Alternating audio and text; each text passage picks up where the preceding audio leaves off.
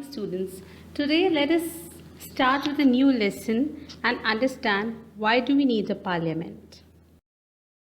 Under colonial rule, Indian people had lived in fear of the British government.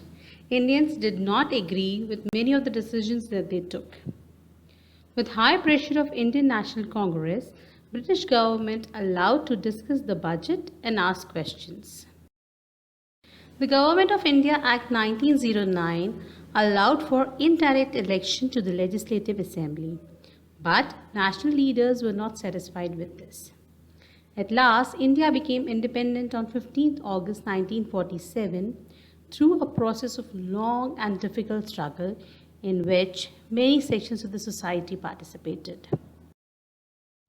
Being a British colony, India was influenced by the British parliamentary system to give equal representation to all and to reduce the chances of dictatorship. This was the major reason for opting parliamentary system of government in India. Forming or talking about parliament, the representatives are chosen from the people. The decision of the people creates a democratic government and decides about its functioning. The parliament is made up of all representatives together. They control and guide the government. Our country is divided into 543 constituencies at present. Each constituency elects one person to the parliament. The elected member becomes member of the parliament. All the members together make up the parliament. Now let's talk about the functions of the parliament. They select the national government. Then they control, guide and inform the government. And finally, they are the tools for making law. When talking about selecting the national government, it is chosen by the members of Rajya Sabha, Lok Sabha, and head of both the houses is the president.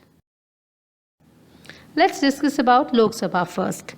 Lok Sabha can have a maximum of 552 members, out of which 530 are to be elected from the states, 20 from the 7 union territories, and 2 are nominated by the president from the Anglo-Indian community. Lok Sabha's tenure is only for 5 years, after which it dissolves. But in case of any emergency, this period may be extended by the parliament. Now, what are the eligibility criteria for Lok Sabha elections? First, the candidate should be a citizen of India. The candidate should have at least 25 years of age. The candidate should not hold an office of profit under the Indian government or the government of any other state. The candidate should not be an unstable mind. The candidate should not disobey party discipline. Now let's talk about Rajya Sabha. The Rajya Sabha can have the maximum strength of 250 members, out of which 238 are to be the representatives of the states. Remaining 12 are to be nominated by the president. Now let's discuss about the eligibility criteria for Rajya Sabha elections. He must be a citizen of India. He must be above the age of 30 years. He must possess all other qualifications as laid down by the parliament. He must not hold any office of profit under government. He should not be an insane or a bankrupt.